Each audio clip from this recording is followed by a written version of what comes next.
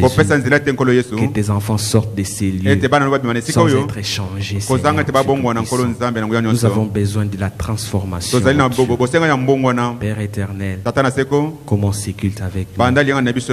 Que ton esprit, Seigneur Dieu, règne dans ces lieux, Seigneur. Et nous chassons, Seigneur Dieu, tout esprit du monde des ténèbres qui peut se retrouver en ces lieux. Au nom puissant de Jésus-Christ, que tous ces esprits sortent de ces lieux et que ta présence, Seigneur Dieu, demeure ici, Seigneur Dieu, car nous t'avons consacré ces tabernacles et nous t'avons consacré nos vies et nos cœurs. Père éternel, nous nous attendons à toi ce soir, sachant, Seigneur Dieu, que nous serons changés, que nous ne sortirons pas de ces lieux tels que nous sommes entrés. Nous te prions ainsi au nom de Jésus-Christ. Amen. Amen.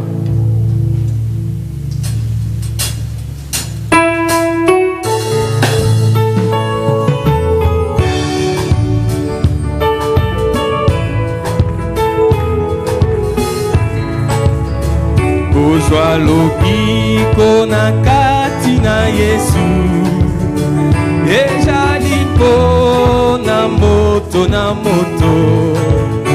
kotalela moninga na yote, ezali etumba ya molimo na yo kolo na ye, kona lolendo kolo na ye, kwete yo kamba onkolo kolo na ye, sunga bomoi nanga Yesu, banana yo mokonkolo kamba kolo ngai na ye, kona lolendo kolo ngai na ye, onkolo kolo na ye, sunga bomoi nanga Yesu, banana yo mokonkolo kamba bango, kolo nanga nakosala nini, makanisi nanga ebendiliwa, kolo nasengi yo molimo na yo, ekamba ngai na bandeko nanga kolo ngai na ye, oh kolo ngai na ye, kwete okamba oh kolo na ye, sunga bomoi nanga Yesu, kolo ngai na ye, oh kolo ngai na ye, oh kolo na ye, sunga bomoi nanga Yesu, banana yo mokonkolo kamba bango, ekotala na kati na Yesu, liloba na ye ndelonga na yo, tika birulela ya pamba ya mokili oyo, ikampiko kolo abyangi kolo ngai na ye, oh kolo ngai na ye, oh kolo na ye, sunga bomoi nanga Yesu, oh kolo ngai na ye, kolo ngai na ye, oh kolo, oh Yesu, mokokolo kamba bango, Jésus est mon sauveur, je n'ai chancelle pas, son amour et faveur, je ne chancelle pas, juste comme un arbre planté près des eaux. Je ne chancelle, oui, je ne chancelle pas, je ne chancelle ne chancelle pas. Je ne chancelle pas juste comme un arbre planté près des eaux. Je ne chancelle pas. Caché dans le Christ, je ne chancelle pas. Caché dans son amour, je ne chancelle pas juste comme un arbre planté près des eaux. Je ne chancelle, oui, je ne chancelle pas. Je ne chancelle pas. Oh, je ne chancelle pas juste comme un arbre planté près des eaux. Je ne chancelle pas. Si je crois toujours, je ne chancelle pas. Il ne peut me lâcher, je ne chancelle pas, juste comme un arbre planté près des eaux. Je ne chancelle, oh je ne chancelle pas. Je ne chancelle pas. Je ne chancelle pas. Oui, juste comme un arbre planté près des eaux. Je ne chancelle pas. Gloire, alléluia. Je ne chancelle pas. Ancré dans Jéhovah, je ne chancelle pas, juste comme un arbre planté près des eaux. Je ne chancelle, oh je ne chancelle pas. Je ne chancelle pas. Je ne chancelle pas, oh juste comme un arbre planté près des eaux. Je ne chancelle pas. Que l'enfer m'assaille, je ne chancelle pas. Jésus ne me lâche pas. Oui, juste comme un arbre planté près des eaux. Je ne chancelle, moi je ne chancelle pas. Je ne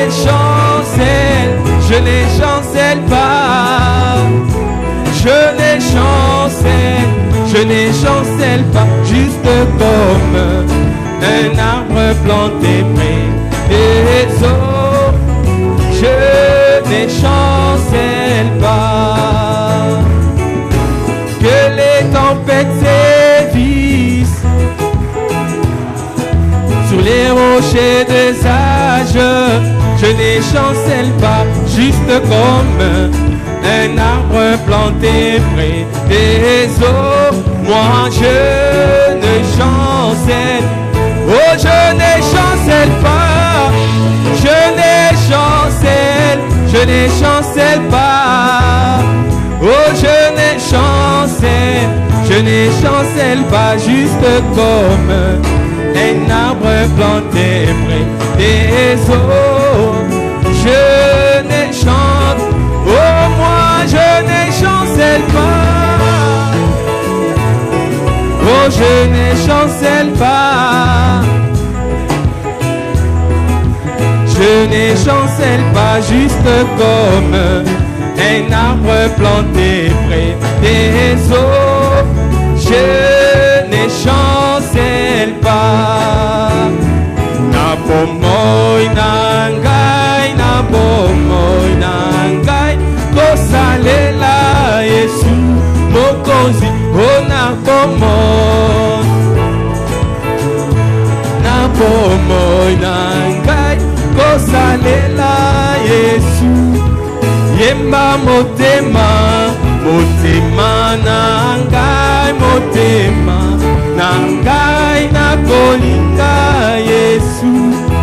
Solo monoko, monoko nangai, monoko nangai, na kote ya Yesu, yemba na miso, oh na miso nangai, na komona Yesu, yemba maboko, maboko nangai, na kosimba Yesu, oh matoi, matoi nangai, na koyoka Yesu, yemba makolo,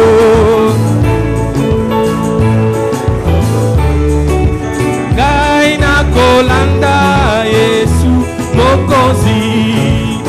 Je me sens tellement bien quand je suis en prière devant l'Éternel. Oh, alléluia, l'offrande de mes lèvres, glorifiant Jésus-Christ au fond de mon âme. Oh, quel moment glorieux, quand moi je suis en prière. Oh, dans les lieux célestes. Oh, quel moment glorieux, quand moi je suis en prière. Oui, dans les lieux célestes.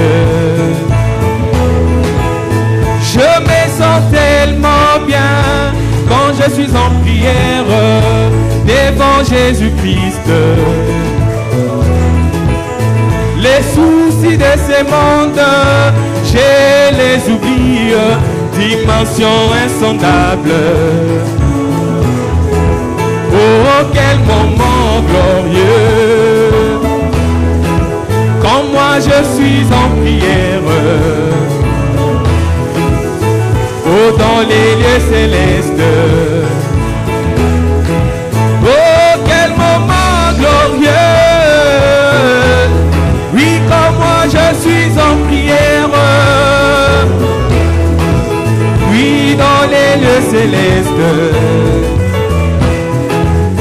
Je me sens tellement bien quand je suis en prière devant l'Éternel. Le Saint-Esprit lui-même prie à ma place dans les langues inconnues. Oh oui, quel moment glorieux, quand moi je suis en prière. Oh, dans les lieux célestes. Oh, quel moment glorieux, quand moi je suis en prière. Oh, dans les lieux célestes, dans les lieux célestes. Gloire à Jésus-Christ. Nous sommes heureux d'être dans sa maison. Ça, ce n'est pas la maison de quelqu'un. C'est la maison du Seigneur Jésus-Christ. Que le Seigneur vous bénisse richement. Et je vous salue au nom du Seigneur Jésus-Christ. Lèvons-nous, nous allons prier et lire la parole de Dieu. Oh, et qui dans nos têtes.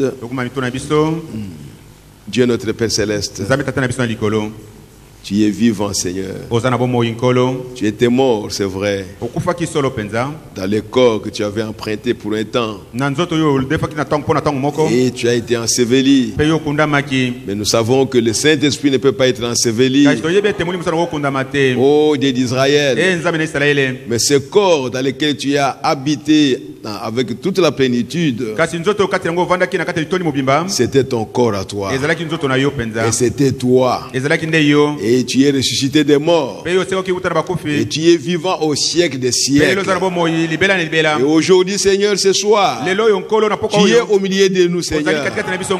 Parce que c'est toi qui nous as parlé à travers un prophète. Père, cet homme que toi tu as visité, alors qu'il venait de naître, Père Céleste, c'est un événement glorieux dans ce monde.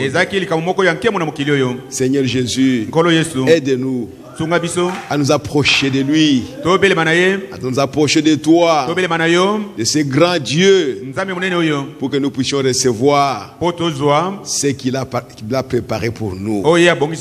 Parce que tu as dit, Seigneur, que quand tu seras grand, j'aurai une œuvre à faire avec toi.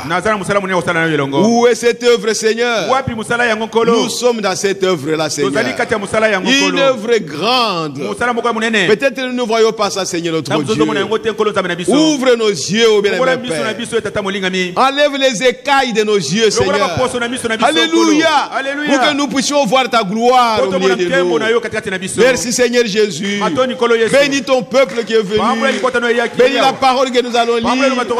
Descends et parle-nous, Seigneur. Ne laisse pas l'homme nous parler, Seigneur. Nous voulons écouter ta voix à travers l'homme, afin que nous soyons édifiés et que nous soyons sanctifiés, Seigneur. Que nous soyons comme toi.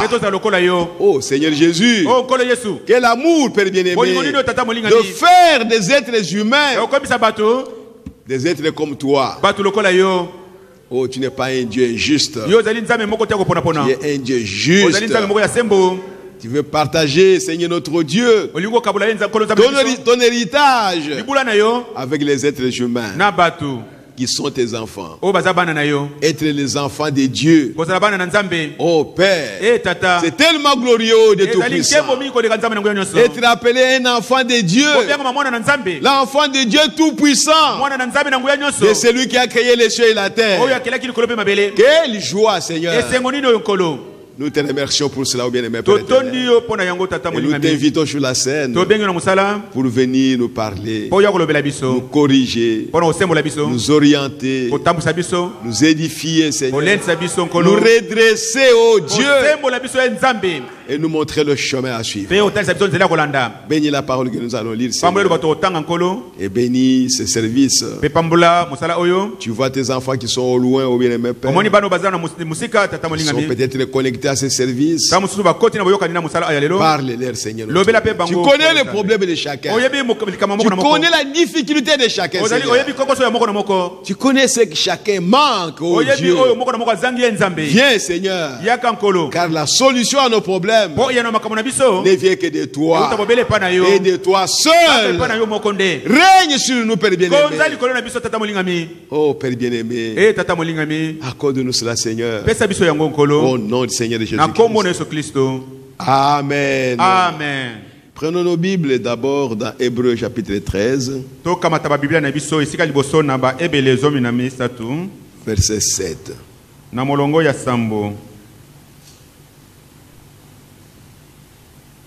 Nous pouvons même aller jusqu'au verset 8.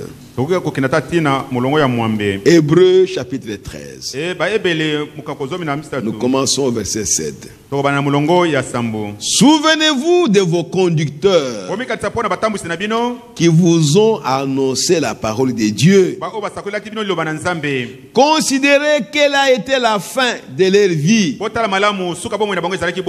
et imitez leur foi. Jésus-Christ est le même hier, aujourd'hui et éternellement. Et l'apôtre Paul a dit dans 1 Corinthiens chapitre 4, il a dit ceci au verset 16. Il dit, je vous en conjure donc, soyez mes imitateurs. Et au chapitre 11, il reprend encore la même chose. Soyez mes imitateurs, comme je le suis moi-même de Christ. Oh, que le Seigneur bénisse sa parole. Au nom du Seigneur Jésus-Christ. Nous continuons avec notre sujet. J'étais en train de me demander pourquoi la piété peut venir avant l'amour fraternel ou l'affection fraternelle.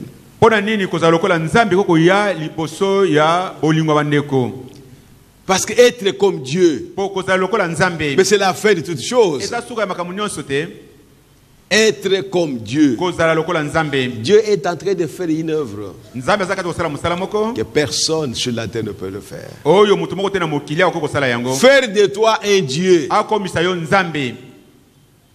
Frère, tu peux me faire un homme, je ne sais pas moi, honorable. Tu peux m'amener à être député ou je ne sais pas quoi. Mais ici, Dieu veut m'élever jusqu'au niveau de Dieu. Que tu sois Dieu. Que tu marches comme Dieu. Que tu parles comme Dieu. Que tu juges les choses comme Dieu. Que tu fasses tout comme lui. Oh, c'était un rang vraiment élevé. Ne négligez pas ça. Ne prenez pas cela à la légère. Qu'est-ce que tu peux encore devenir plus que être comme Dieu? Quoi? Que tu sois même le président de la République, c'est moins qu'être comme Dieu. Que tu sois celui qui gouverne le monde entier, c'est encore moins qu'être comme Dieu. Maintenant, Dieu veut faire de toi un être pauvre. Un être pauvre. Illettré. Inutile, qui n'a rien, mais il veut te faire Dieu. Hommes et femmes, pour que quand tu ouvres la bouche et que tu parles, c'est comme si c'était lui qui a ouvert la bouche et qui a parlé. Et il est avec toi pour surveiller tes paroles. Parce que tes paroles doivent être ses paroles. Et ses paroles doivent être tes paroles. C'est là où Dieu veut t'amener. La piété. Être comme Dieu. Ce n'est pas impossible. C'est lui qui dit ça. Il est capable de tout. Parce que l'Écriture dit il n'y a rien de possible pour celui qui croit. Si ce soir tu crois que ce que Dieu dit est vrai, Dieu le fera. Tu es entré un être humain ici, un être charnel, tu vas sortir un être divin. Ce soir tu vas sortir Dieu de cette salle ici. Tu vas changer. Si tu acceptes ça, il n'y a rien de possible. Dieu est capable de faire ce qu'il veut. Il est capable. Tout ce qui peut apparaître impossible devant toi, lui, il peut changer ça. Il peut te mettre dans la fournaise ardente sans que tu brûles. Il est Dieu.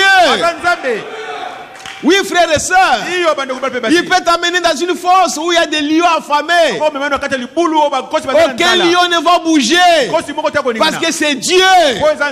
Qu'est-ce qui lui est impossible? Tu peux aller dans la profondeur de l'eau et un poisson va t'avaler. Mais il est toujours avec toi. Frères et sœurs, il est Dieu. Ce soir, il peut faire de toi Dieu. Si tu le veux. Oh, mes bien-aimés. Frère Branham me dit quelque chose ici. Dans la statue d'un homme parfait. Je suis à la page 46. Je crois que c'est, oui, paragraphe 3. Il dit maintenant, rappelez-vous le merle avec les plumes de paon. C'était Passero. Ne l'oubliez pas. Le merle a pris les plumes de paon. Il a mis sur son corps pour apparaître comme un paon. Il était là calme. Si quelqu'un le voit, ça c'est un paon. Mais que le vent vienne Oh frère, toutes ces plumes donc artificielles, ça va s'envoler. Et le passereau restera passereau. N'imitez rien.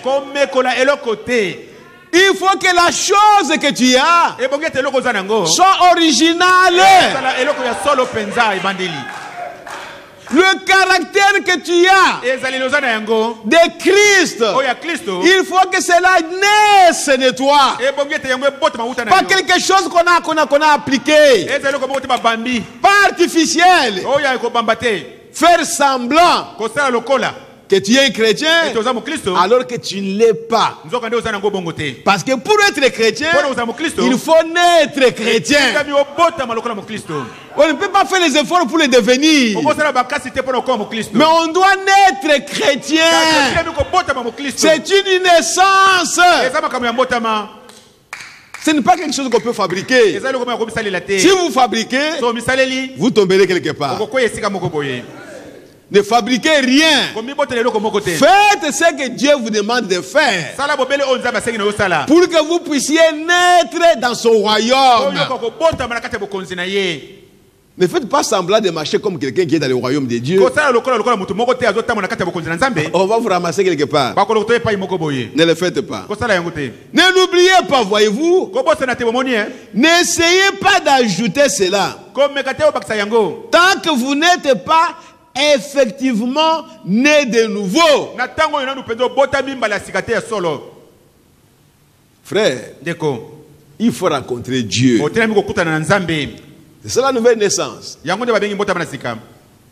Tu as toujours été un homme comme tous les hommes. Mais en toi, il y avait une partie de Dieu.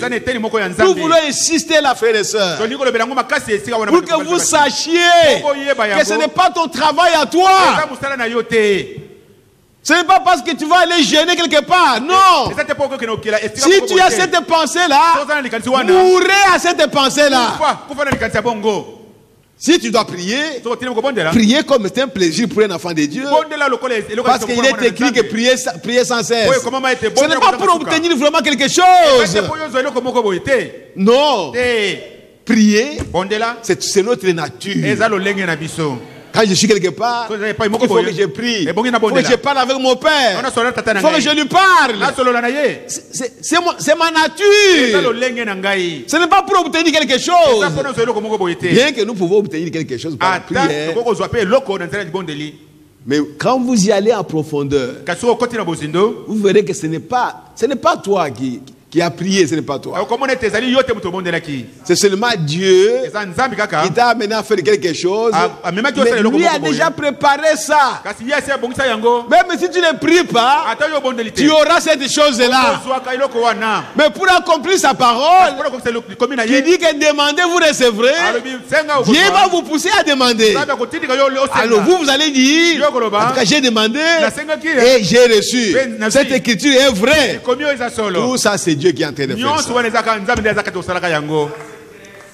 Vous devez naître de nouveau. Vous devez rencontrer Jésus-Christ. Vous devez rencontrer Dieu qui peut changer ta nature, qui peut te révéler que tu es un enfant de Dieu. À partir d'aujourd'hui, vis de ma parole. C'est tout. Et quand vous prenez cette décision, qu'à partir d'aujourd'hui, je ne vais vivre que de la parole de Dieu, c'est une autre naissance. C'est une nouvelle naissance. Vous devenez une autre personne. Avant, vous ne viviez pas de la parole. Vous viviez de votre intelligence. Vous viviez des traditions des hommes. Vous viviez des coutumes. Vous viviez de l'éducation que vous avez reçue. Vous viviez des choses que les gens de ce monde vous ont inculquées. Mais quand vous rencontrez Jésus, tout cela tombe. Et vous prenez une décision. Vous acceptez maintenant de ne vivre que de chaque parole qui est sortie de la bouche de Dieu. Vous devenez une autre personne. Vous n'êtes pas la même personne. La première personne, ah non, on m'a dit ceci. Ah si j'ai fait ceci, moi je suis ceci. Chez nous. Non. Mais la nouvelle personne, qu'est-ce que Dieu dit? Que dit la parole de Dieu? Ce que je veux faire, est-ce que Dieu est d'accord avec ça? C'est une nouvelle personne maintenant qui est sur la terre. Et tu ne retourneras pas à ça aussi, à la sienne vie là. Moi je suis de telles coutumes, non. Non, frère, vous mourrez à ça. Et quand vous devenez une nouvelle personne, écoutez ce que le prophète dit. Oh, que Dieu nous aide. Il dit, n'essayez pas d'ajouter cela. Tant que vous n'êtes pas effectivement né de nouveau. Parce que cela ne marchera pas. Vous ne pouvez pas le faire marcher. Cela arrivera à ceci ou ceci ici. Et cela s'effritera quelque part. Les plumes là vont se dépouiller quelque part. Ça va s'enlever quelque part. Il dit, mais quand vous obtenez là une authentique colombe née de nouveau, oh frère, alors vous n'ajoutez rien. Cela s'ajoute à vous. Cela va en montant. Au fur et à mesure que vous croissez dans la foi, toutes ces vertus vont commencer à s'ajouter de soi-même. Bien que nous disons faites les efforts. Faites les efforts. Pourquoi? À chaque parole de Dieu. Même si cela semble être difficile, impossible, croyez. Et vous verrez que ces vertus-là vont s'ajouter à vous. C'est la loi de Dieu. Un enfant qui est né, qu'est-ce qu'il va ajouter en lui? Il n'a qu'à manger la nourriture et commencer à grandir, commencer à croître. Tout ce qu'un homme peut avoir à l'âge de 15 ans, il aura ça. Il ne peut pas ajouter cela à son corps quand il a l'âge de 6 ans. Et pourtant, il est un être humain. Mes bien-aimés frères et sœurs, c'est Dieu qui vous parle dans sa parole. C'est lui qui a fait de toi son enfant. La petite partie qui est en toi là, même quand tu étais catholique, même quand tu étais protestant, même quand tu étais païen, cette petite partie de Dieu là, c'est là à tout ce qui est en Dieu. Oh, gloire à Jésus. Mais quand vous croyez maintenant à Dieu et que Dieu vous éclaire, vous voyez, frères et sœurs, vous allez commencer à manger la parole. Pour que tout ce qui est dans cette petite particule-là puisse commencer à grandir, à croître, jusqu'à ce que tu vas manifester les dons qui étaient en toi, alors que tu étais encore païen. Mais ces dons-là étaient en toi, dans cette petite partie-là. Mais maintenant, il faut manger la parole pour que ça puisse croître. Et jusqu'à ce que ça va arriver à maturité. Oh, gloire à Jésus-Christ. Ne cherchez pas à faire les choses par imitation. Non, non. La chose qui est en toi, cela grandira. Cela va se manifester. Ce ne sera pas la même chose que chez moi ou chez quelqu'un d'autre. Non. Nous sommes différents. Et pourtant, nous sommes tous des enfants de Dieu. Oh, frères et sœurs. La Bible parle des hommes pieux dans la pieux. Nous sommes en train de parler de la piété. Mais j'ai donné comme sujet la vie pieuse. La vie pieuse. La Bible dit dans Actes chapitre 2. On peut lire ça. Oh, mes bien-aimés. Si les gens nous regardent, qu'ils nous voient comme ça. Actes chapitre 2. verset 5. Il est dit ceci. Or, il y avait à ce jour à Jérusalem des Juifs, hommes pieux de toutes les nations qui sont sous le ciel. Donc, les Juifs étaient considérés comme les hommes pieux de toutes les nations qui sont sous le ciel. Pourquoi? Parce qu'ils croyaient à un Dieu qui était pieux. Ils croyaient à chaque parole. Ils défendaient la cause de Jéhovah. Même s'il faut mourir, ils étaient prêts à mourir à cause des commandements. C'est pour cela que Paul, à cause des commandements, il s'est mis en route pour aller persécuter l'église du Dieu vivant sans le savoir. Et il croyait qu'il servait le Jéhovah. Un peuple pieux qui aimait Dieu, qui aimait faire la volonté de Dieu, rien que la volonté de Dieu. Si dans les commandements, il est écrit qu'ils doivent tuer, ils vont tuer. Dieu ne les condamnera pas. Dieu a dit à Israël, vous devez défendre la cause de votre pays, de votre territoire. Protégez chaque centimètre de votre territoire. Les Juifs sont là calmes. Ils ne viennent pas se gérer dans vos affaires. Même aujourd'hui. Mais s'ils vous voient, vous voulez entrer dans les territoires. Là, même s'il faut armer tout le monde, et les femmes et les enfants, on va les armer pour vous attaquer. C'est ça le commandement.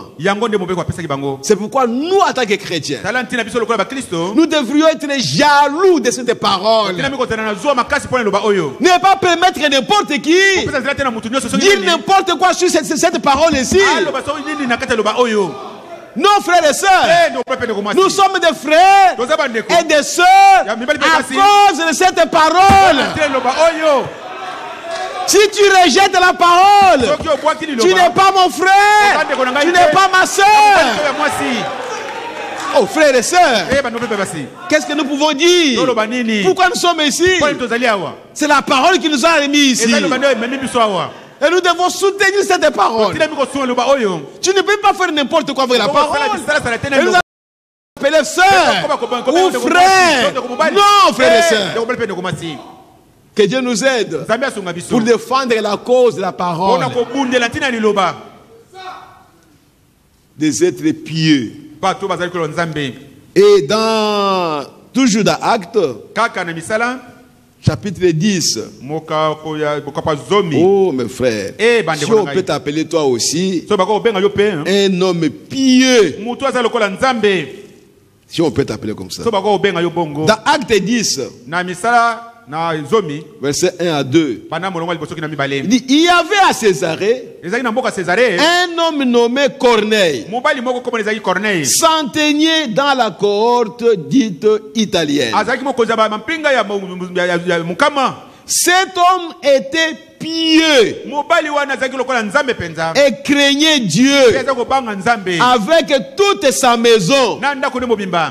Il faisait beaucoup d'aumônes au peuple et priait Dieu continuellement.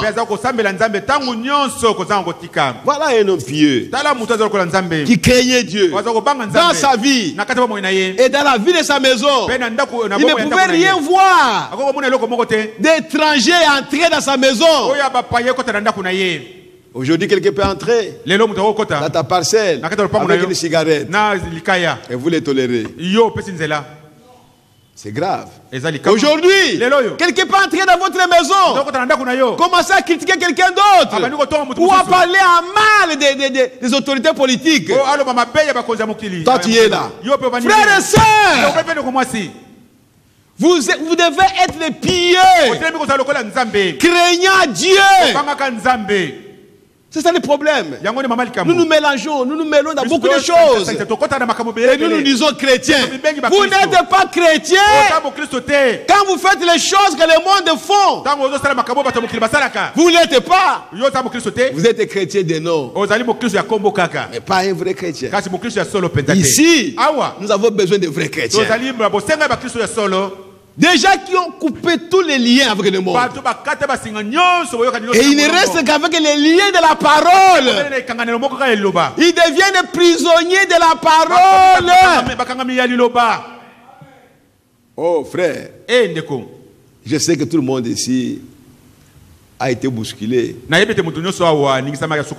quand j'ai parlé ici. Parce que vous faites ces choses-là. Vous êtes dans le monde, avec le monde. Vous vous plaignez avec le monde. Vous critiquez avec le monde. Tout ça avec le monde. Toi, tu es chrétien. Lui, il n'est pas chrétien. Qu'y a-t-il entre toi et lui? Laisse-les parler comme il parle. Parce qu'il ne connaît pas la parole de Dieu. Mais toi, Dieu t'a visité aujourd'hui. Et il te dit que tu es son enfant. Le Dieu du ciel qui a créé les cieux et la terre. Des choses inimaginables. Il te dit toi que tu es son enfant. Qu'est-ce que tu as à faire avec ce monde ici?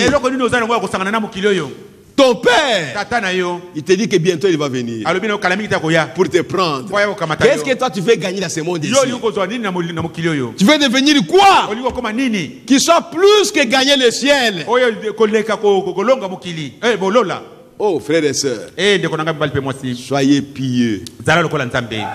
Soyez pieux. Craignez Dieu. Priez continuellement. Faites du bien selon la parole de Dieu. C'est tout ce que nous devons faire. Faire tout simplement du bien. Nous ne sommes pas autorisés de faire le mal. Nous n'avons pas le droit. Qui te donne ce droit-là de faire le mal? Qui te donne ça? Dieu ne fait pas le mal. Dieu est juste. Oh, frères et sœurs, nous sommes pris comme des prisonniers. On n'a plus rien. Tu ne peux pas rentrer dans le monde. Tu ne peux pas faire ce que tu veux. Tu es là bloqué. Tu vois les amis là-bas se réjouir. Toi, tu es bloqué ici dans la parole de Dieu. Et qu'est-ce qu'on peut faire maintenant? Nous avons déjà accepté. Alors continuons. Continuons. Ne pouvons pas reculer. Il n'y a pas moyen. C'est Dieu qui nous a pris dans ce piège. Et nous sommes là bloqués. Même si on nous injurie, nous sommes là bloqués. Même si on parle mal de nous, nous sommes là bloqués. On ne peut pas agir et réagir comme eux et le font. Que Dieu nous aide. Oui, frères et sœurs. Et la Bible dit, nous devons considérer nos conducteurs qui nous ont annoncé la parole de Dieu. C'est Paul qui parle. Et il a dit, imitez-moi. Il était un messager. Il était un conducteur qui annonçait la parole de Dieu. Il était un messager qui annonçait la parole de Dieu. Et il a gardé la foi jusqu'à la fin. J'ai combattu le bon combat. Et j'ai gardé la foi. Alors suivez de tels hommes. Oui, frères et sœurs. Dans chaque âge, il en a été ainsi. Vous pouvez suivre votre pasteur. Vous ne savez pas ce qu'il va devenir demain. Il est encore vivant, il est là. Peut-être avant l'aube, il va tomber quelque part. Mais regardez ceux qui vous ont annoncé la parole, qui sont allés jusqu'à la fin de leur vie. Considérez leur foi et imitez leur foi. Aujourd'hui, je vous parle de Branham. C'est lui le conducteur aujourd'hui qui nous a annoncé la parole de Dieu jusqu'à la fin. Il a demeuré dans la foi. Il n'a pas fait de compromis avec le monde. Non, frères et sœurs. Il n'a pas été corrompu. C'est là l'homme qu'il faut suivre. C'est là le conducteur qu'il faut imiter. Mais les nôtres ici, si on l'imitait, Mukuna, où est-ce qu'on serait avec lui? Parce qu'il est devenu Dieu. Voyez, mais il était notre conducteur. Je ne veux pas continuer à compter. Ça ne sert à rien. Je vous donne un modèle pour chaque âge. C'est le messager. Dieu l'a appelé. Il a éprouvé jusqu'à la fin de sa vie. Il a gardé la foi en Dieu. Alors imitez-le. Suivez la foi de Branham.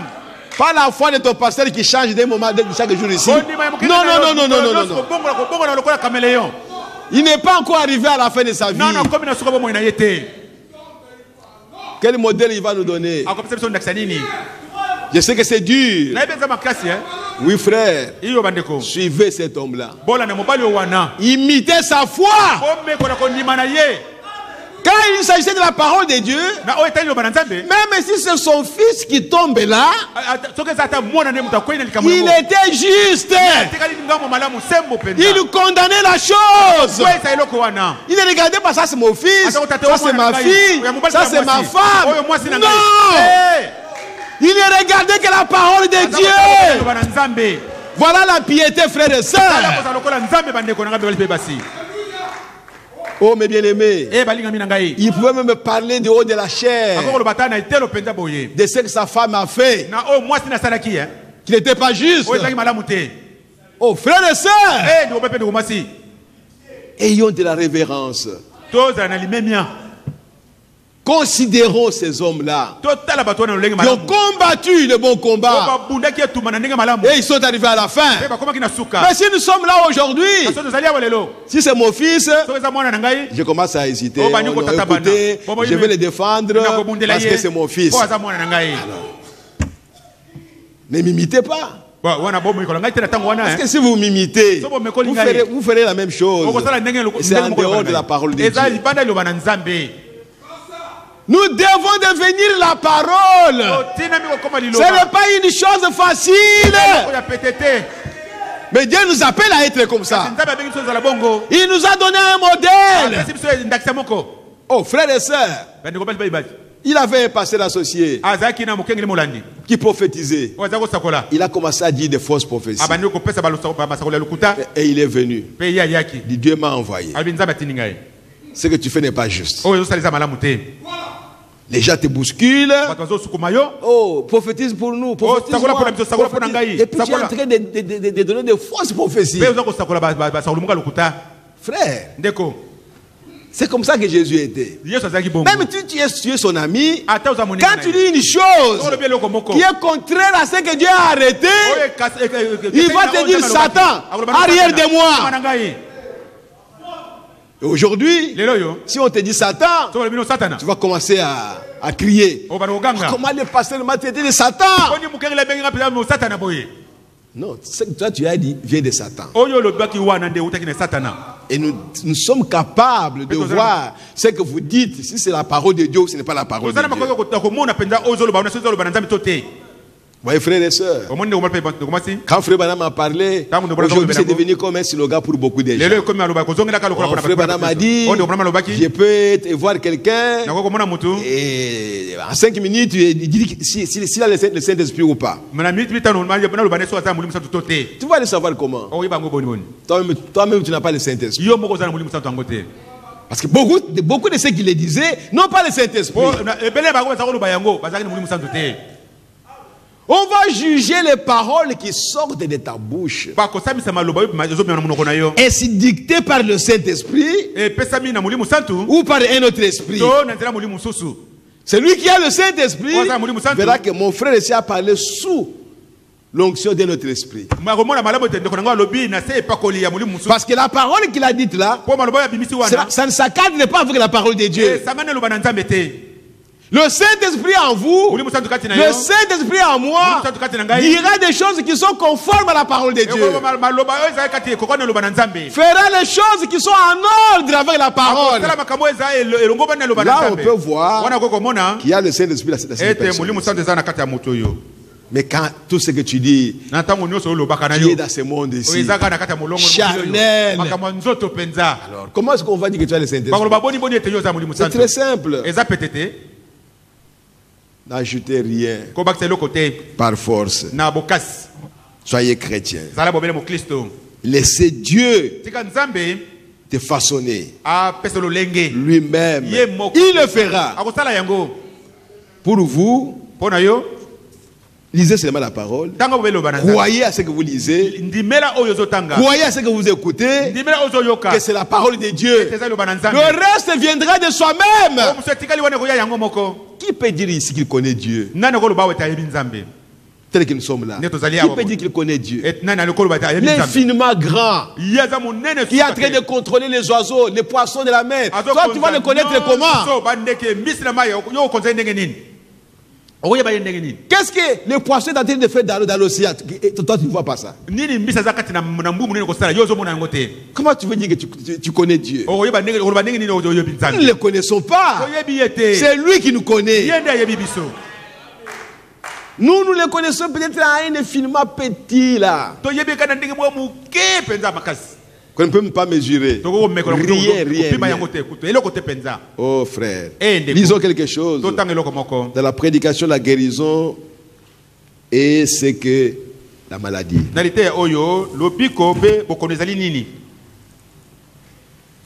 Prêché le 8 août 1950. Je suis au paragraphe 10. Il dit la guérison divine est à la portée de tout le monde. Et tous ceux qui sont chrétiens ont le pouvoir de prier pour les malades. Est-ce que tu peux croire à ça? En tant que chrétien, tel que tu es là, tu as le pouvoir de prier pour quelqu'un qui est malade. Vous vous sentez complexé? Pourquoi? Dieu t'a donné le pouvoir. Accepte le pouvoir. Dis tout simplement, j'accepte ce pouvoir. J'ai le pouvoir de prier pour un malade. C'est tout. Ma soeur, commence avec ton enfant. S'il tombe malade, prie pour lui. C'est Dieu qui l'a dit. C'est Dieu là va honorer sa parole. Oh, que Dieu nous aide. C'est vrai. S'il y en a parmi vous qui êtes malades, appelez les anciens. Ce sont des diacres dans votre église. Vous voyez? Et puis s'ils confessent leurs fautes les uns aux autres, et prient les uns pour les autres, vous y êtes exactement.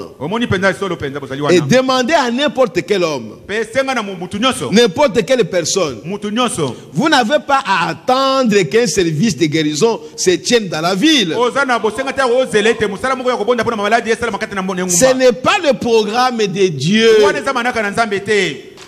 Dieu a dit, imposez les mains sur quelqu'un qui est malade, le malade sera guéri.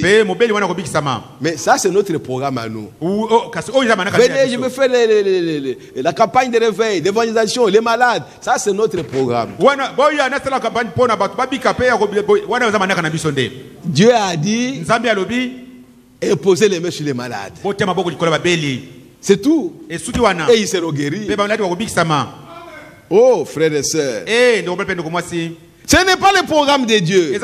Si vous êtes malade, appelez un bon chrétien pour vous aider à prier jusqu'à ce que vous ayez foi dans cette prière. Cherchez un chrétien qui est pieux, un bon chrétien. Viens prier pour moi. Dieu va te guérir, frère. Si tu as la foi. Frère Branham me dit, même si lui-même Branham priait pour toi, si tu n'as pas de foi, tu ne seras pas guéri. Ah oui, c'est vrai, frère. C'est ça. Et c'est tout. Appelez votre pasteur. Il est là pour ça. Venez prier pour vous. Et s'il est un homme pieux, je crois bien entendu que tous les véritables ministres sont des hommes pieux. On ne peut pas être un ministre sans être pieux. Comment? Ce n'est pas possible. Un ministre, un serviteur de Dieu, il doit être pieux. Un ministre, ce n'est pas le fait que je prêche, non. D'abord, c'est ma vie. Prêchez, vous prêchez pendant quelques minutes et puis c'est fini. Mais on est serviteur de Dieu. On est ministre dans toute sa vie de chaque jour. Vous condamnez le péché à tout moment. Vous condamnez le mal à tout moment. Vous exaltez les gens à tout moment. Vous les amenez à la parole de Dieu à tout moment. Partout où vous êtes. C'est ça, être ministre. Ce n'est pas seulement se tenir devant les gens. Je peux être serviteur de Dieu. Toute ma vie, je ne prêcherai pas ici. Mais je le serai. Et je ferai ce que Dieu me demande de faire. En tant que ministre, en tant que serviteur de Dieu. Donc un serviteur de Dieu, il doit être pieux. Nous avons vu ça dans la prédication un guide au paragraphe 2. Frère Branham me dit, ce sont ces vertus ici qui font de nous serviteurs de Dieu. Mais frère, les choses sont en train de changer. Oui. Je peux t'accepter comme je ne peux pas t'accepter. En vertu de ce que Dieu est en train de nous enseigner. Vous pouvez m'accepter comme vous ne pouvez pas m'accepter. En vertu de ce que Dieu est en train de nous révéler maintenant. Nous nous sommes respectés parce que j'ai donné des déclarations. Dieu m'a appelé. Mais aujourd'hui, c'est vrai, Dieu t'a appelé. Mais regardez les tableaux. Oh frères et sœurs, ça devient dur. Mais nous ne pouvons pas faire autrement. Oui frère. Et dans la prédication, nous voudrions voir Jésus. Prêché le 27 juillet 1962. Je suis au paragraphe 74. Il dit ceci. Et maintenant, combien ici sont nés de nouveau? Qui pose la question. Faites voir votre main. À notre terme, levez les mains. Vous qui êtes nés de nouveau. Oh frères et sœurs, que Dieu nous aide. L'esprit, très bien. Vous devriez être capable de manger de la viande maintenant. Pas de bouillie. Parce que vous avez grandi. Vous devez arrêter avec la bouillie. Non. Quand tu étais bébé, d'accord, on vous donnait la bouillie. Tu dois être capable de manger de la viande. De mâcher la viande. Parce que tu as maintenant des dents. Frère me dit, suivez attentivement. Ce qui arriva au jour de Sodome arrivera pareillement à la venue du Fils de l'homme. Eh bien, ces deux messagers, des messagers remarquables, sont allés là-bas. L'autre avait apporté son message. Vous savez qu'on lui a dit, est-ce que tu n'as pas des amis ici? des parents ou je ne sais pas quoi. Allez leur dire on va bientôt brûler cette ville ici. Et l'autre est parti. Trouver ses gendres, ses amis, sortons. Et ils ont refusé. Ils ont refusé. L'autre lui-même, il croyait à peine. Parce que vous verrez que quand les anges ont vu que maintenant le feu doit descendre, la Bible dit qu'ils ont pris Lot et ses enfants par force. À cause de la prière d'Abraham. C'est pourquoi, frères et sœurs, nous devons prier les uns pour les autres. Vous devez prier pour vos parents, pour vos frères. À cause de votre prière, Dieu peut les faire sortir, même par force. Oh, gloire à Jésus-Christ. Ce qui est arrivé au temps de l'autre arrivera de même à la venue du Fils de l'homme. Oh, gloire à Jésus. Il doit y avoir d'Abraham sur la terre aujourd'hui. La semence au roi d'Abraham. Elle est là. Vous pouvez prier pour quelqu'un, même s'il est sous l'art. Si tu l'aimes et que tu pries pour lui, Dieu va le faire sortir de là et le sauver, frères et sœurs. C'est le temps dans lequel nous vivons maintenant. N'ayez pas peur. Agissez. Allez de l'avant. Aimez Dieu et Dieu fera le reste. Oh, merci Seigneur. Il dit, l'autre avait apporté son message, mais cela ne signifiait rien pour ces gens-là. Il ne prêtait aucune attention à lui. En fait, la vie qu'il menait prouvait cela. Que c'était une église tiède. Même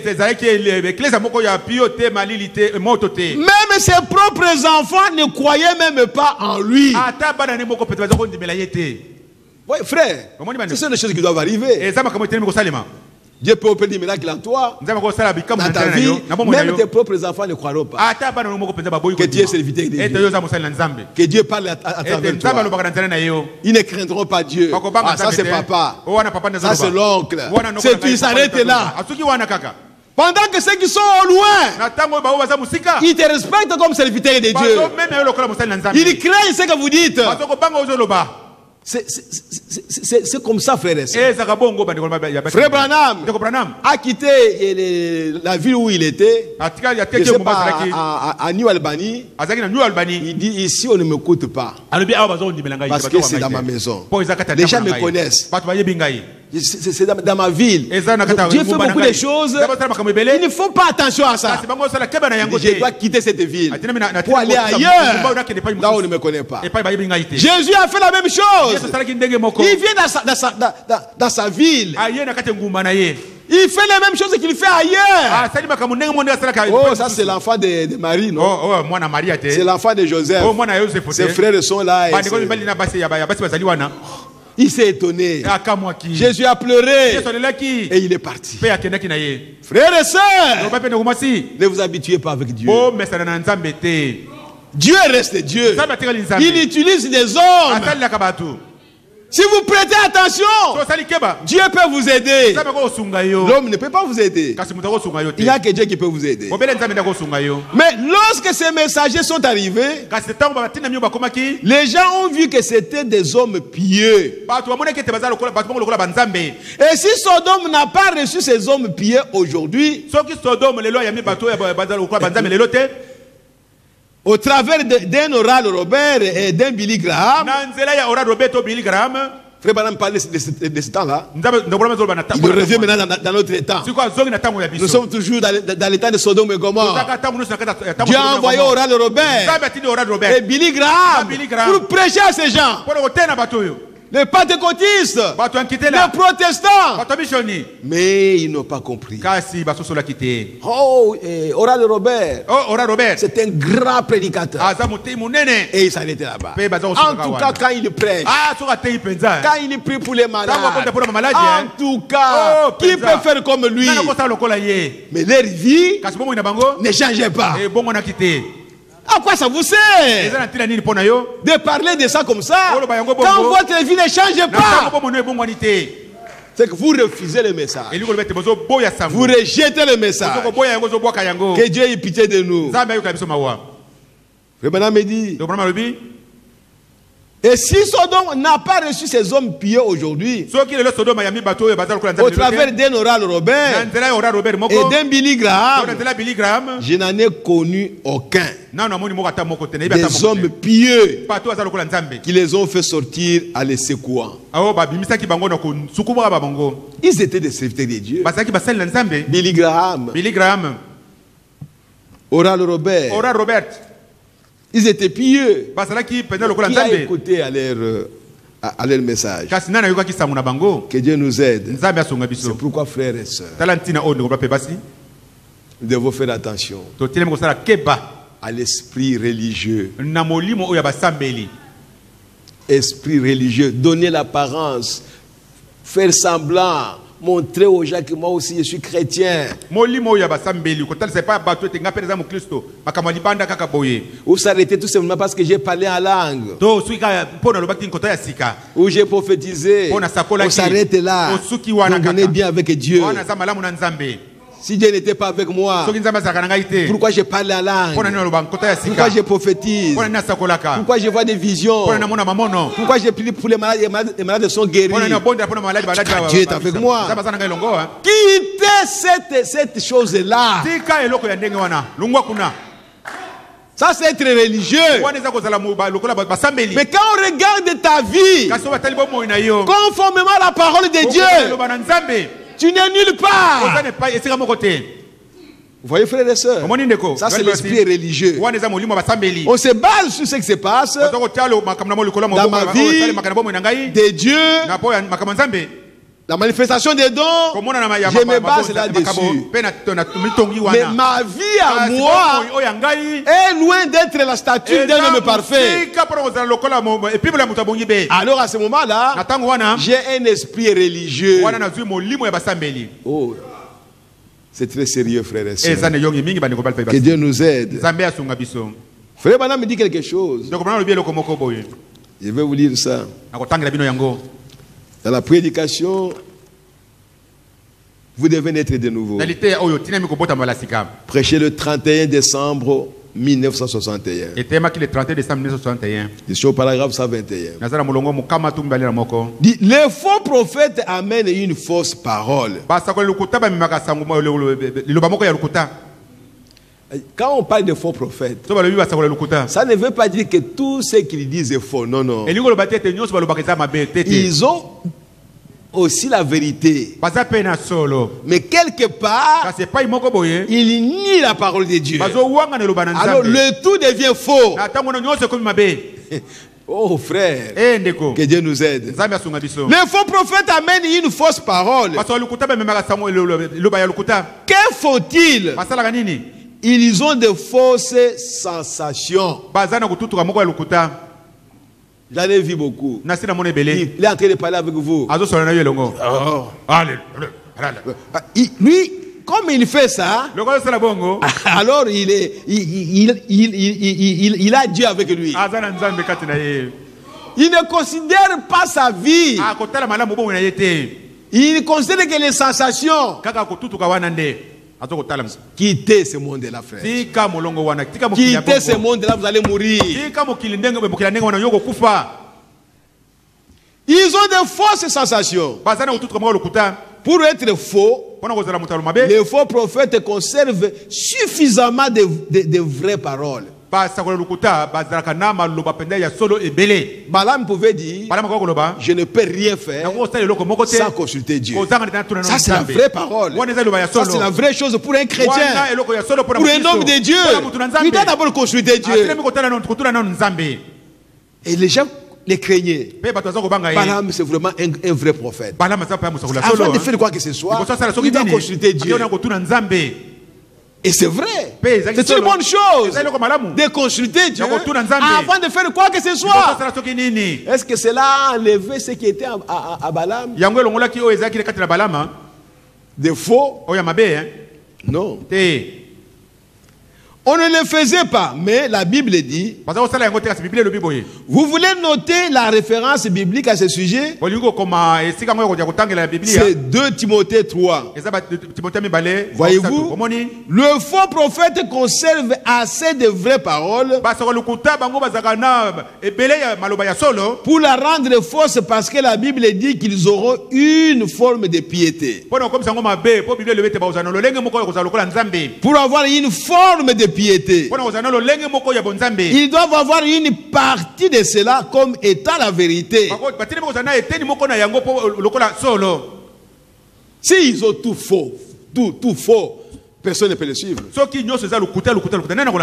qu'ils aient une partie de la vraie parole. Et le reste là, c'est faux. Et les gens vont le suivre à cause de cette partie-là. Mais les élus, ils vont regarder l'ensemble de la chose. Ils disent ici c'est vrai, mais ici c'est faux. Vous voyez? C'est pourquoi il est écrit que même les élus seraient séduits s'il était possible. Mais ce n'est pas possible, parce que l'élu ne regarde pas une petite chose que tu as faite. Il regarde à l'ensemble de ta vie, dans son entièreté, ta vie dans son entièreté. Où est-ce que tu sors de la parole pour tromper les gens que tu es dans la parole? Entre les temps, tu es sorti de la parole. L'élu a les yeux pour voir ça. C'est Dieu qui lui a donné ces yeux-là pour discerner, pour qu'il ne soit pas séduit. Oh, frères et sœurs, que Dieu vous aide pour ne pas avoir une forme de piété, mais la vraie chose, vous ne l'avez pas.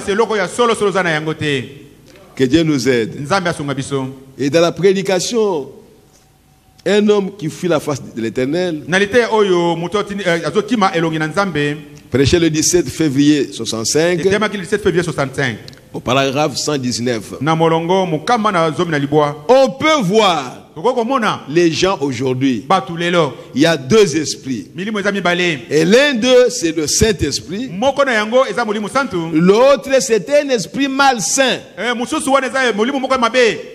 Et c'est par ça qu'on est gouverné. Tu es soit gouverné par le Saint-Esprit, soit gouverné par l'esprit malsain. Oh frère, que Dieu nous aide pour que nous puissions saisir la différence.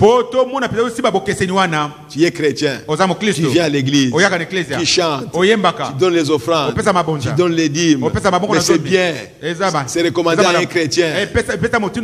Tu danses en esprit, tu dis alléluia à la parole, amen à la parole. Mais tu es incapable de te mettre à la place de l'autre. Tu es incapable d'aimer ton ennemi. Tu es incapable de considérer aussi l'autre. Tu es égoïste. Tu vois? Et tu te plais dans ça. Donc tu donnes une forme de piété. Mais tu ne l'es pas. Tu dois être vraiment comme Dieu.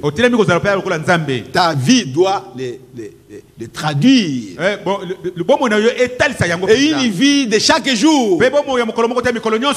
Une vie automatique. Ce n'est pas quelque chose que je force. Non. Ça vient de soi-même. C'est cette vie-là que Dieu aime. Et ils sont tous les deux religieux.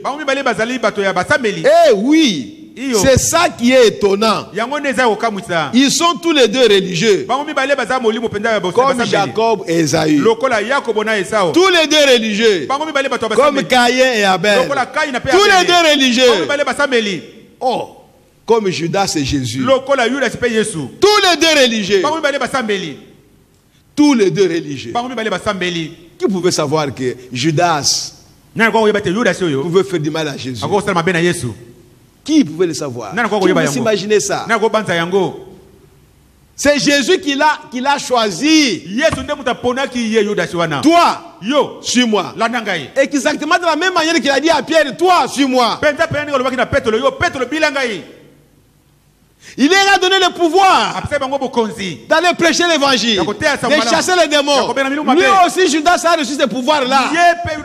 Bien qu'il était démon. Est-ce que vous pouvez comprendre ça? Tous les deux religieux. Mais dans son cœur, il rêvait autre chose. Dans son cœur, c'est l'amour de l'argent.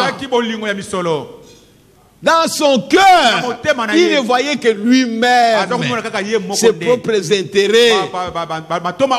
Oh, mais cette femme, pourquoi il a gaspillé du parfum comme ça? On aurait pu vendre cela et donner de l'argent aux pauvres. La Bible dit, ce n'était pas ça son désir. Ce n'était pas les pauvres qui les préoccupaient. Comme il gardait la bourse, la caisse de l'église, il voulait que cet argent-là entre là-bas. Comme ça, il pouvait avoir de l'argent pour voler. Jésus le laissait faire. Il ne le contrôlait même pas. Ah, frère. Mais il était chrétien. Il était parmi les apôtres. Quand on appelait apôtre, lui aussi, il était apôtre. Mais en lui, quelque chose d'autre était là. Donc l'esprit qu'il avait est appelé l'esprit religieux, parce que ce n'était pas en accord avec la nature qui était en lui. C'est la nature qui est en toi qui détermine toutes choses. Tu veux commettre les gaffes.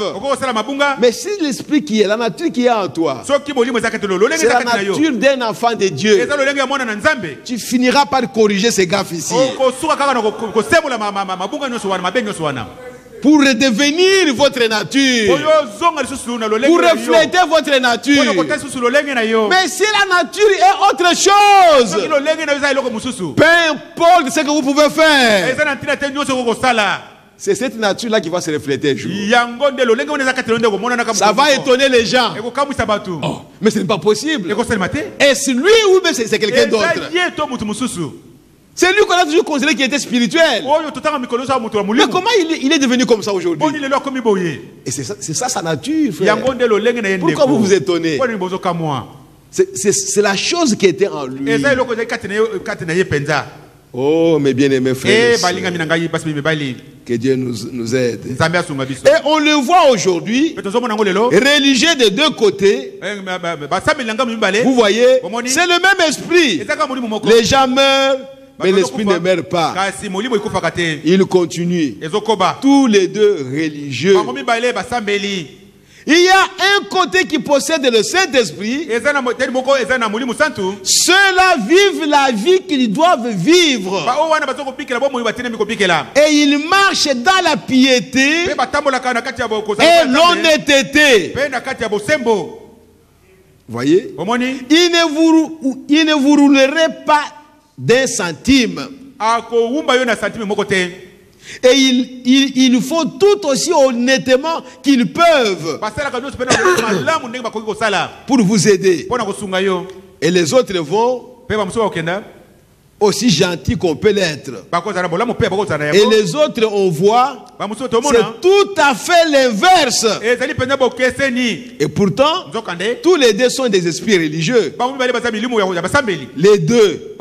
L'un, le Saint-Esprit, et l'autre, un esprit malsain. Et si vous remarquez, même s'ils disent religieux, ils se disent religieux, ils vont se moquer de vous.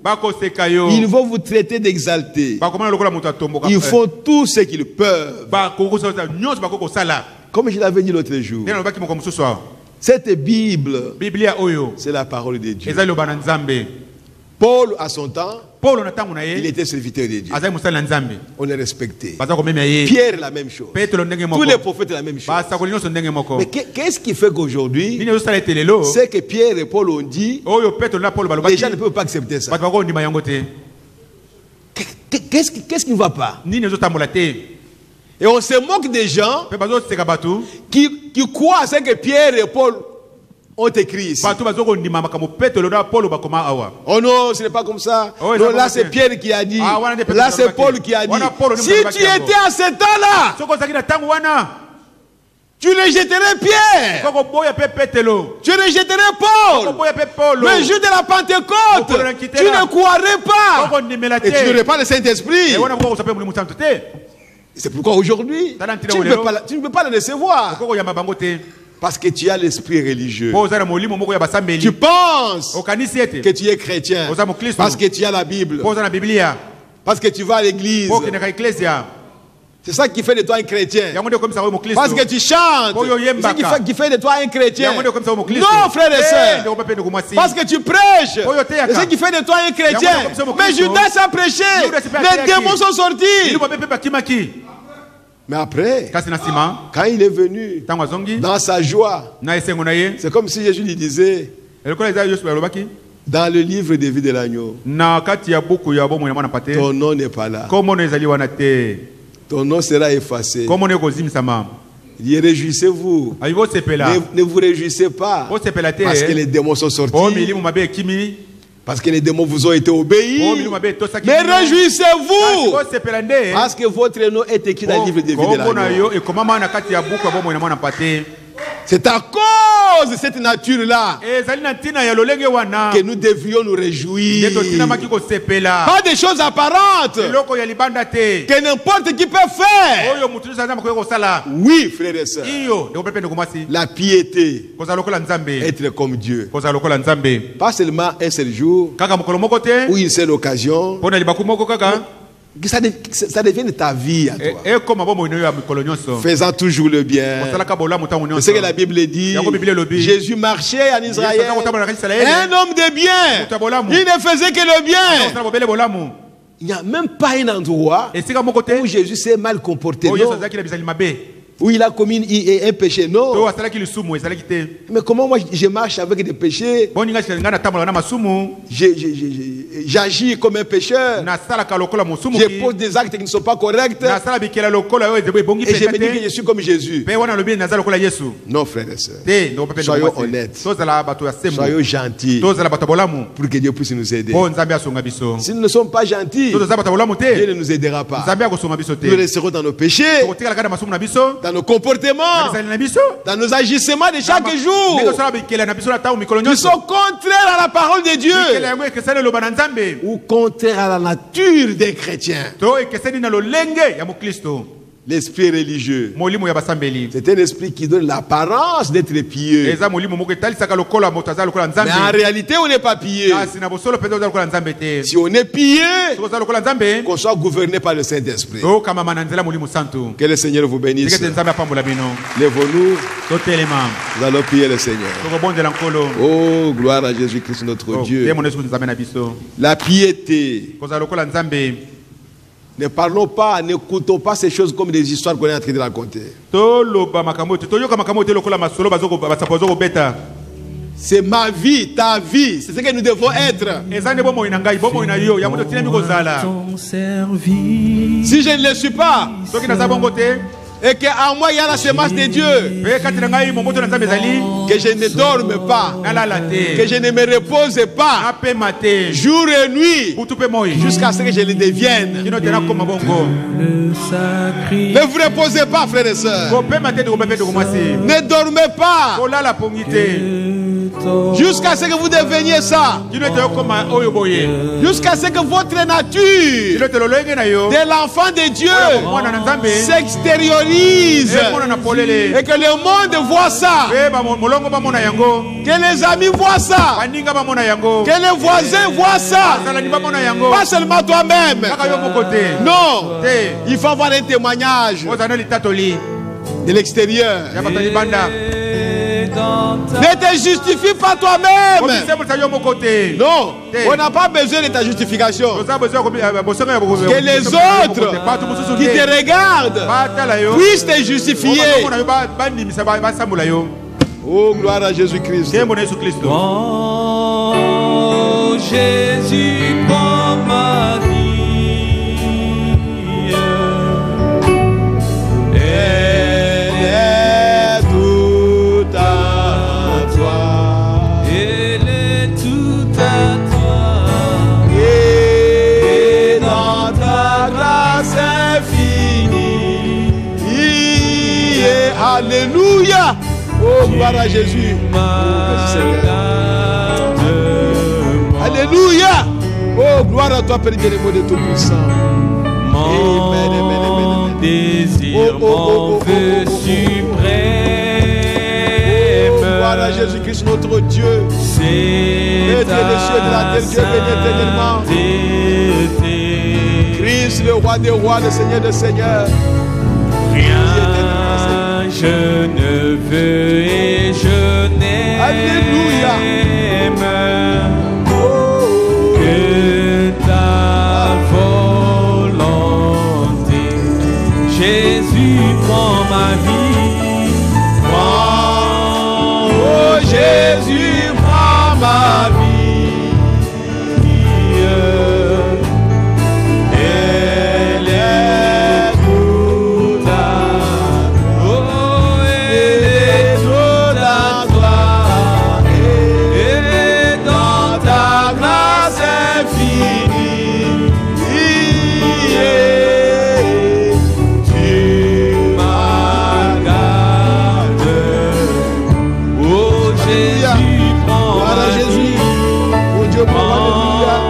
Alléluia.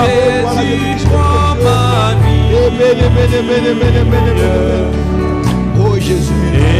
Jésus. Oh gloire à ta Père. Alléluia. Alléluia. Oh gloire à toi Père. Alléluia. Alléluia. Alléluia. Oh gloire à Jésus. Alléluia. Oh gloire à toi Père.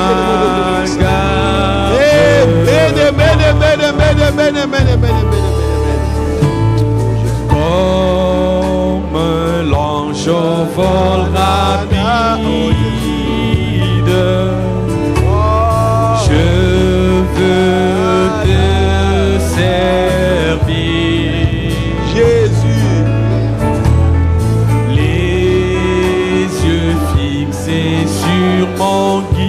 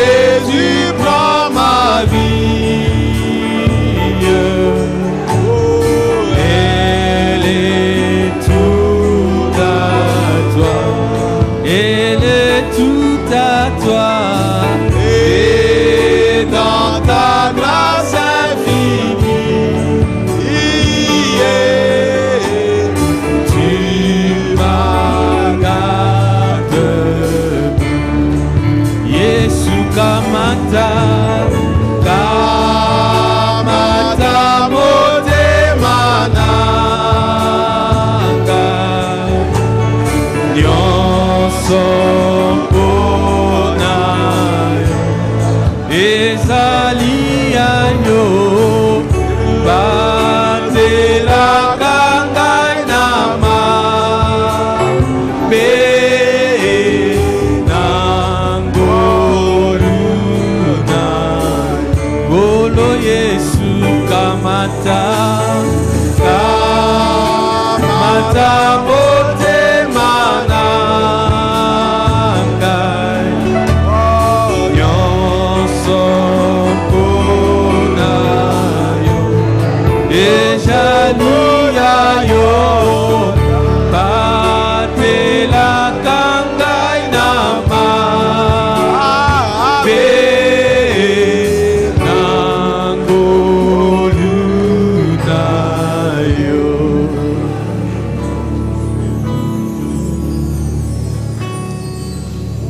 Bien-aimé Père Céleste,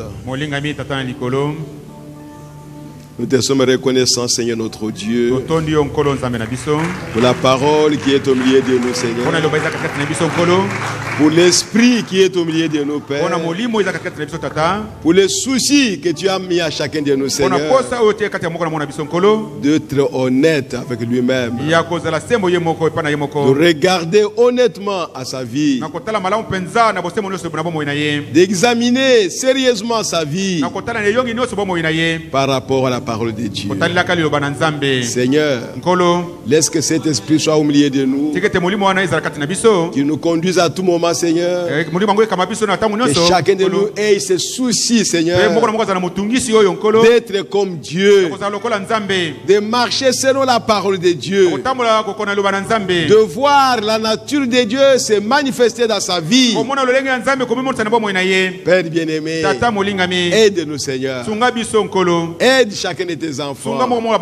Nous n'avons rien d'autre à chercher dans ce monde. Nous n'avons pas un autre but que nous poursuivons, Seigneur.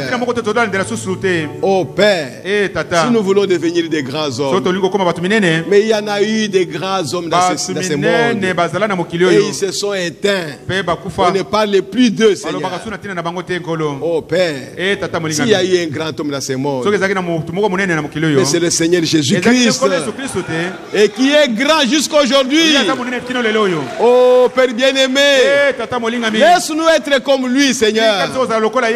Laisse-nous regarder à lui et à lui seul pour être comme lui. Oh Père bien-aimé, bénis ton peuple, Seigneur. Garde-nous, Seigneur, dans ta parole.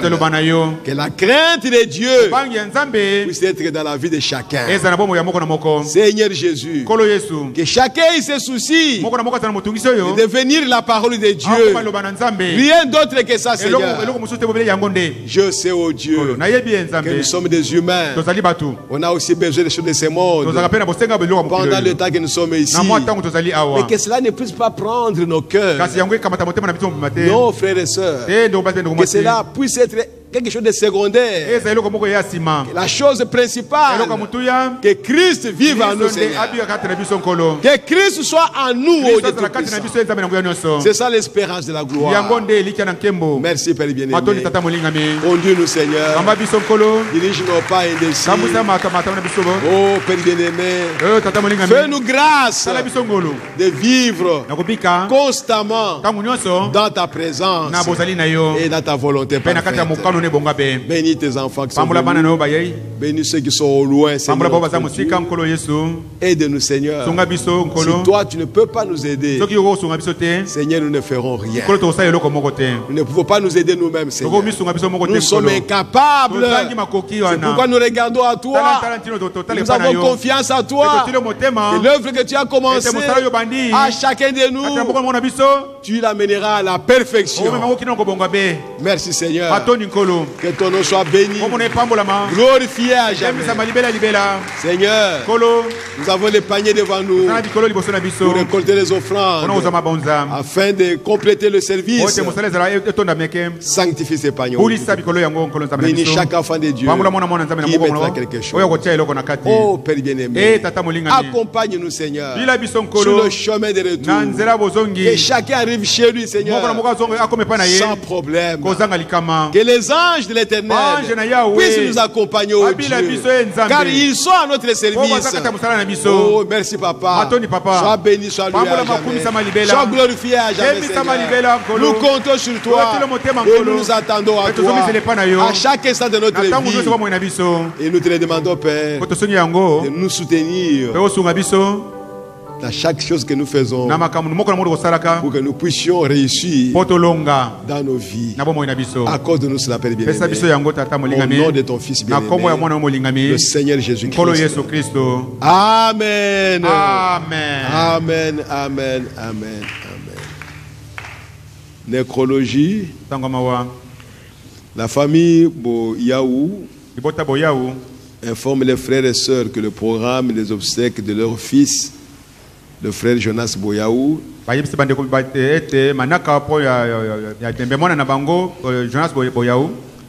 se présente de la manière suivante. Aujourd'hui, vendredi 4 octobre 2019, levée du corps de la morgue de Kassangoulou, puis exposition à l'espace funéraire Ross,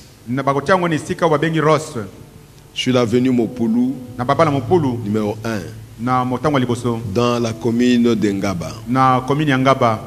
Référence arrêt Mopulu. L'enterrement est prévu pour demain samedi 5 octobre 2019. Le numéro de contact, le numéro de téléphone 082 424 74 69. Je réponds 082 424 74 69. Demain, nous avons la réunion des ministres ici. Si vous connaissez quelqu'un à côté de vous, dites-lui que nous avons une réunion aujourd'hui et demain samedi. Ok, on va chanter pendant qu'on prélève les offrandes. Un chrétien, je croyais être, mais j'ignorais le bonheur que Jésus, mon divin maître, vient apporter dans un cœur. Oh, la paix que Jésus donne, je ne la connaissais pas. Tout sur mon chemin rayonne depuis qu'il conduit mes pas.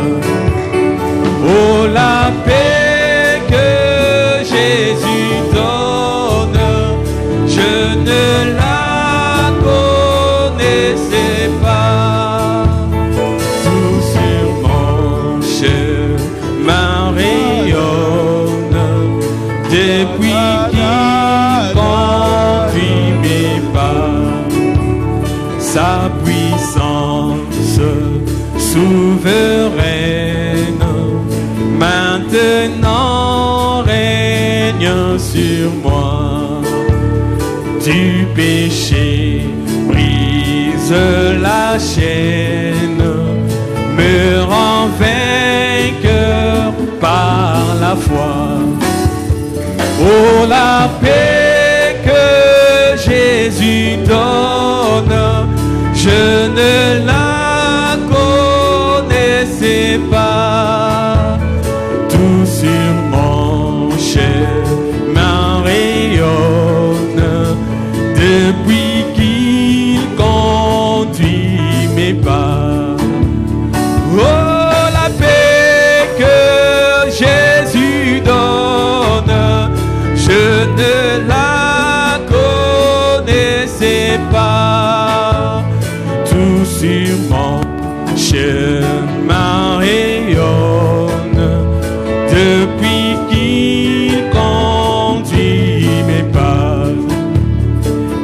tranquillement j'avance, m'appuyant sur mon Sauveur, son adorable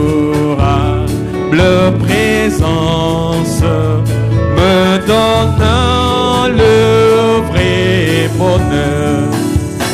Oh, la paix que Jésus donne, je ne la connaissais pas. Tout sur mon chemin rayonne depuis qu'il conduit mes pas.